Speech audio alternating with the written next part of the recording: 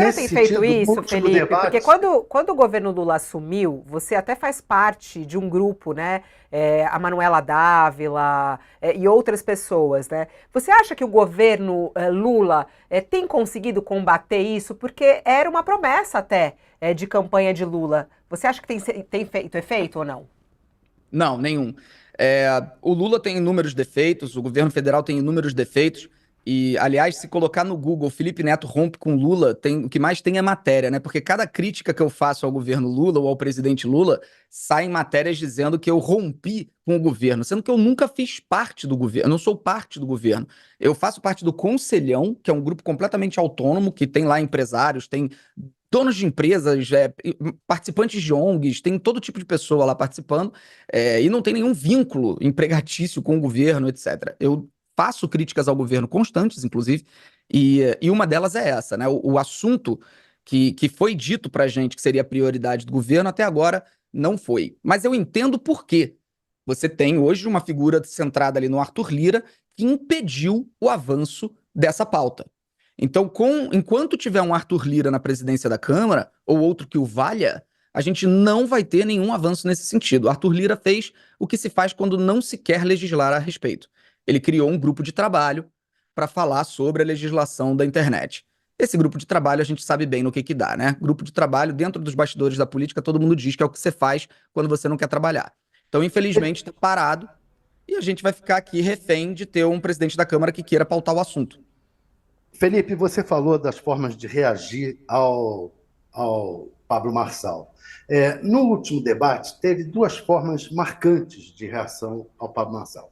Uma forma foi a do Boulos, que falou: olha, eu não vou responder suas perguntas, suas agressões, não vou estabelecer um diálogo com você. E tentou levar o debate sem estar respondendo ao Pablo Marçal, até porque ele soube no debate anterior, entendeu no debate anterior que o Pablo Marçal provoca para poder arrancar o que há de pior na pessoa e se criar em cima. Então ele tentou fugir disso. A outra foi a Tabata, que partiu para cima, mas de uma maneira diferente do próprio Pablo Marçal. Partiu para cima, chamou ele de bandido, mostrou as ligações dele com crime organizado, etc. Foi dura, mas com jeito Tabata de ser, mais educado, mais inteligente, etc. Qual a forma de se lidar com Pablo Marçal? Qual a mais que dá mais que é mais correta nos debates? A do Boulos ou a da Tabata? Não tem análise mais correta, porque depende do ponto que você tá. A gente tem que analisar sempre qual é a perspectiva, o ponto de vista de quem tá falando. Qual é a posição do Boulos hoje? É a posição do líder empatado nas pesquisas, que precisa, de alguma maneira, manter o seu eleitorado e tentar buscar um pontinho, dois pontinhos para se segurar e manter o segundo turno. Qual é a perspectiva da Tabata? Ela não tem nada a perder. Ela já sabe que está lá embaixo nas pesquisas e ela pode ser muito mais ousada, muito mais agressiva, ela pode arriscar muito mais.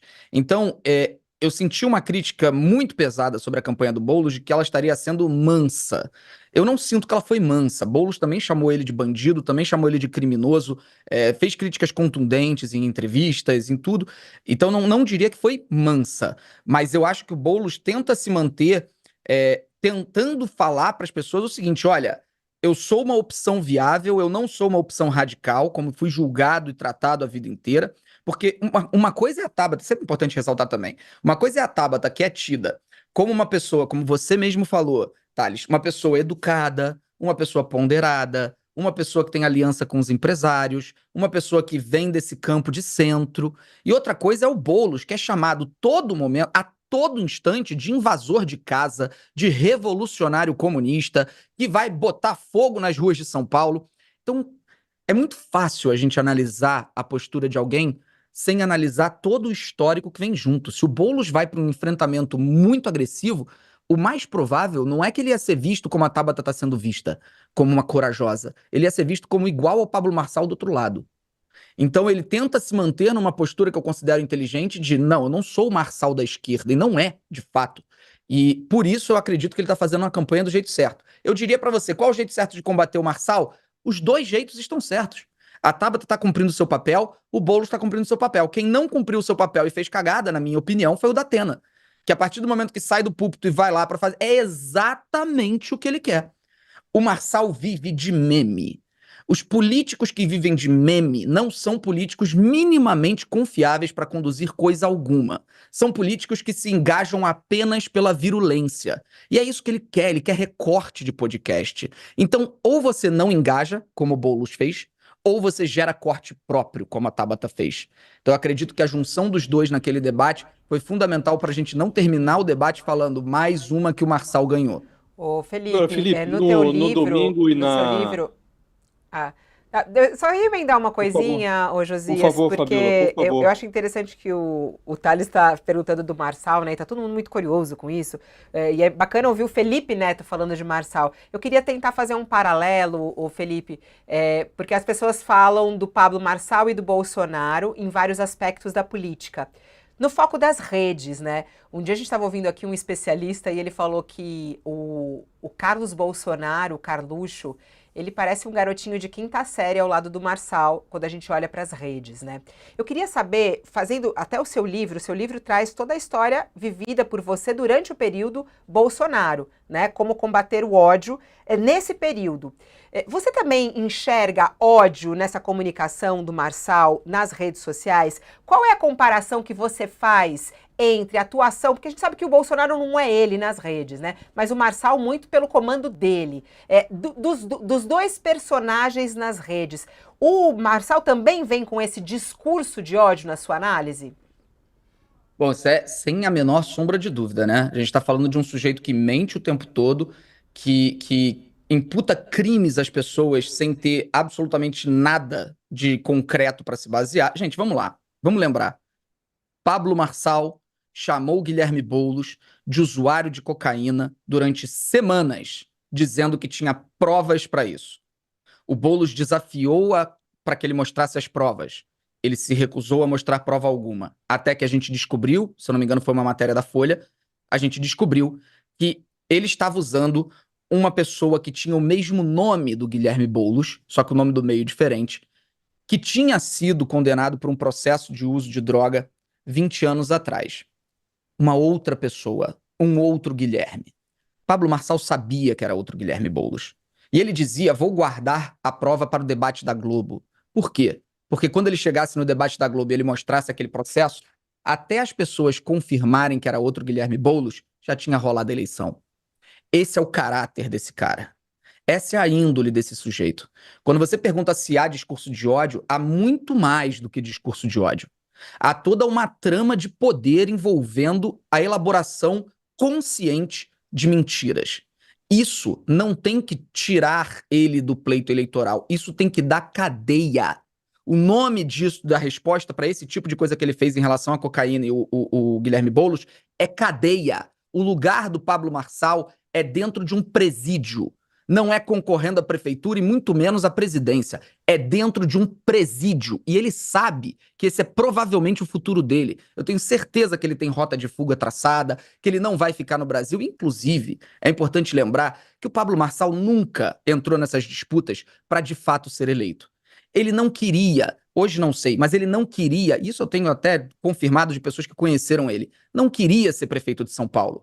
Ele participa disso para vender curso. É para ganhar popularidade, para crescer dentro da internet e vender cada vez mais curso. Cada vez que ele faz um lançamento de curso, ele coloca dezenas de milhões de reais no bolso. Isso confirmado por ele próprio. O objetivo era popularidade para vender curso. Quem faz isso não tem caráter. Quem utiliza do sistema eleitoral para fazer dinheiro no âmbito privado através de venda de curso, ganhando a popularidade eleitoral, é gente sem caráter.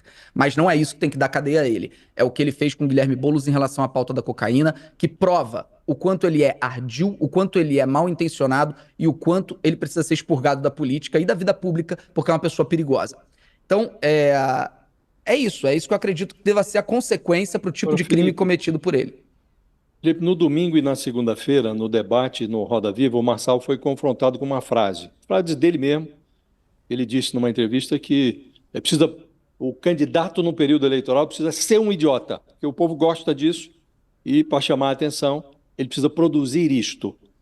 submetido aí a essa frase, ele desconversa, não responde, é quase como colocá-lo diante de um espelho, né? Mas ele não responde, ele se recusa a explicar a frase. Você disse aqui, num dado momento da nossa conversa, que já produziu ódio, que já resultou, essa produção de ódio resultou em cancelamentos. Você teve que fazer uma introspecção para mudar o seu modo de operar. O que eu lhe pergunto é, por que o ódio é tão bem sucedido? O Pablo Marçal está agora dividindo a liderança das pesquisas com os contendores que estavam mais bem postos, sem o incômodo da companhia dele. Por que o ódio é tão popular? Por que esse tipo de estratégia funciona de forma tão eficaz? O ódio, primeiro aspecto do ódio é que ele gera identificação. E ele é muito simples de ser entendido. É um discurso fácil, é um discurso rápido e é um discurso inflamado. Quando você se pega assistindo um vídeo que te inflama, ele te leva para cima e te cria essa imagem de identificação e carisma com o interlocutor.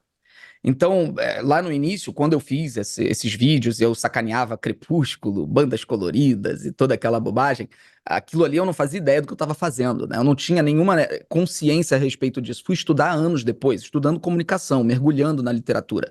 Então eu percebi que tudo que eu tinha feito ali sem querer era de fato uma estratégia que se cria para estabelecer esse carisma. Toda a campanha do Marçal e toda a vida dele é baseada nessa posição de carisma. Ele quer criar essa conexão com o público, primeiro para vender curso, agora para atrair voto, sempre na base do discurso inflamado, no ódio, na cutucada de ferida. E a gente tem no ambiente político, né, o campo mais aberto, mais... como é que se chama quando pode plantar e nasce fácil? Fecundo.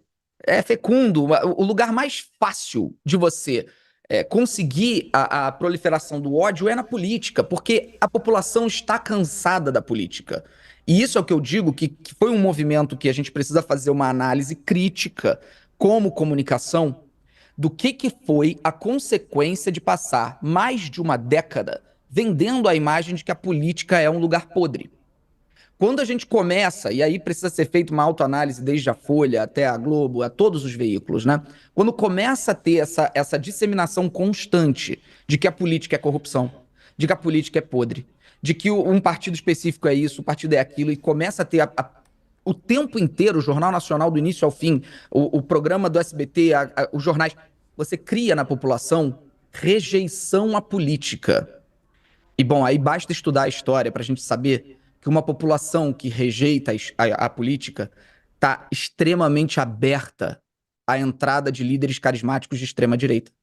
Porque eles aparecem sempre como os salvadores, os antissistema, e é sempre na base do ódio. Então, quando você me pergunta por que o ódio tem tanta atração no povo, é uma consequência de onde o povo está e uma consequência dessa identificação com o salvador através do ódio. Como que a gente resolve isso? Tem muitas etapas a serem seguidas, da educação de base até a nossa comunicação de imprensa. Então é muito importante que a gente faça essa reflexão para entender que a política precisa ser tratada como algo que é absolutamente fundamental à vida humana, e não como algo que a gente tem que rejeitar, ter preguiça, achar cansativo e tratar, sabe, da maneira como vem sendo tratada há muito tempo. E são programas como esse que mudam o jogo. Porque são programas que trazem para o debate pessoas, não eu, mas pessoas que são carismáticas, que as pessoas gostam, que vão ouvir e vão entender, política não é tão chato. A gente precisa tirar a ideia de que política é chato. Caso contrário, os marçais vão continuar surgindo. Ô Felipe, nesse ponto que você está falando, e aí eu volto para o livro que é até o motivo da sua entrevista hoje aqui. Aliás, todo mundo em São Paulo, gente, Bienal do Livro, Felipe Neto estará lá lançando Como Enfrentar o Ódio. Eu achei muito bacana isso no seu livro, e é um pouco do que você está falando agora, né, de como que a gente pode mudar essa história, como a gente pode trazer consciência política. Você é alguém que inspira muitos jovens, que nem a minha filha de 9 anos, ela fala, mãe, você vai entrevistar o Felipe Neto, mãe, eu não tô acreditando, né? É isso, eles ficam alucinados, mas pequenininha, e você é meu Felipe Neto, então é isso. E você conta no livro, e por isso, gente, leiam o livro, já vendeu muito esse livro, acredito que vai vender muito mais, você conta essa sua jornada, né? A jornada do despertar para a consciência política. Tem muita gente que fala, ai, mas o Felipe Neto não metia o pau, não sei o quê. E agora ele tá metendo o pau, que é o que você falou agora, né? Ele rompeu com o Lula. E aí você conta isso no livro, o despertar da consciência política. O que é consciência política para você? Como é que foi esse despertar da consciência para você?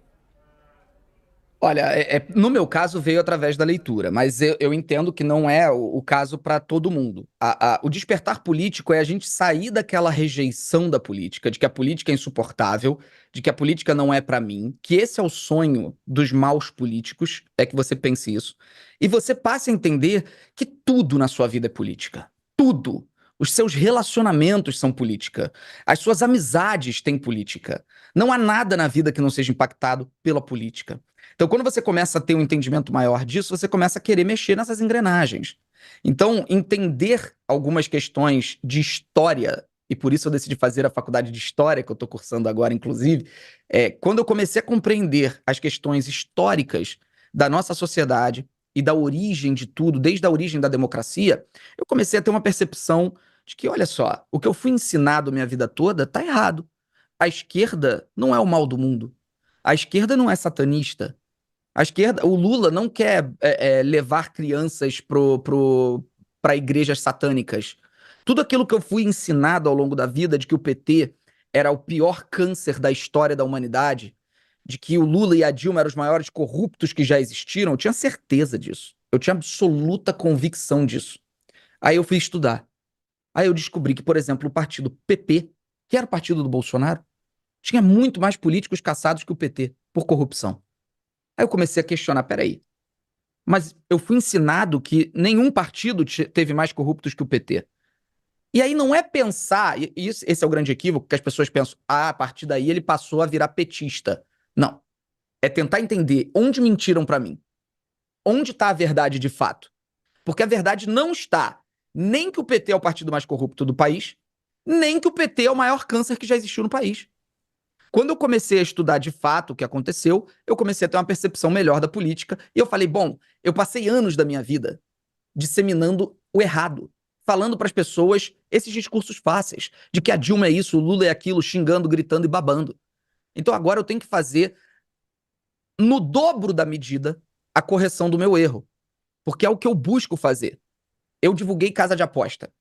Eu vou corrigir o meu erro dedicando o dobro da energia e dedicando o dobro daquilo que ganhei para conseguir corrigir o meu erro. Porque eu sei que hoje foi o maior erro da minha vida.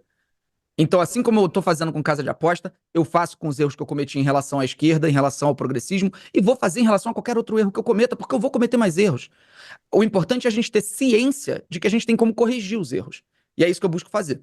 Então, de fato, eu vou sempre tentar entender o que está acontecendo de fato e o que é a verdade por trás disso. Nem sempre eu vou chegar nessa resposta, mas eu vou tentar fazer o público ir comigo nessa jornada pela busca. Porque é justamente na busca que a gente descobre o nosso caminho. A gente pode não chegar a lugar nenhum, mas a gente vai trilhar uma jornada. E essa jornada é o que define quem nós somos. E eu quero que as pessoas tenham uma jornada baseada em literatura e não baseada em líderes carismáticos que só gritam. Que demais, muito bacana, Felipe, você compartilhar isso com toda essa sua comunidade. Aliás, muita gente aqui na nossa audiência, nossa maior audiência aqui com o Felipe Neto no nosso Fall News. Isso é muito bacana para que a gente possa falar de política. E aí tem você, que é esse cara super jovem falando disso, e duas feras da análise política, Josias de Souza e Thales Faria de Brasília, que compartilham todos os dias aqui conosco também as análises políticas. Para quem quiser ver Felipe Neto... Oi? Fera é ele, o Josias. Vocês dois, Thales. Ó, pra quem quiser acompanhar, Felipe Neto estará... Gente, você escolheu que dia, hein, pra vir a São Paulo? 7 de setembro. 7 de setembro, ele estará aqui na Bienal do Livro. É longe da Avenida Paulista, assim, ó. Não é tão perto, vai por outro caminho, tem atalhos para você chegar na Bienal do Livro, mas às 5 horas da tarde, sessão de autógrafos, vai ser difícil autografar, mas eu acho que você vai bater um papo com a galera lá, né, Felipe, para convidar as pessoas? Vai ter uma mesa, vai ter um papo, eu sei que tem uma distribuição de senhas, é importante entrar em contato até com o pessoal da Bienal para poder compreender direitinho como vai ser, a primeira vez na Bienal de São Paulo, tô muito orgulhoso de ir. Vai ser muito legal. Muito bom. Felipe, muito obrigada por estar aqui mais uma vez no UOL. A gente vai te chamar outras vezes, porque eu acho muito bacana abrir esse espaço para conversar com você sobre os assuntos do momento. Um beijo e boa sorte para você. Seja bem-vindo a São Paulo nesse sábado. Valeu, gente. Um beijo grande. Obrigado. Tchau, Obrigado a tchau. você, Felipe. Tchau, Josias. Tchau, Thales. Beijinho para Tchau, vocês tchau. também. Vambora. Ó, nosso All News hoje, nossa, começa com essa sabatina com o Pablo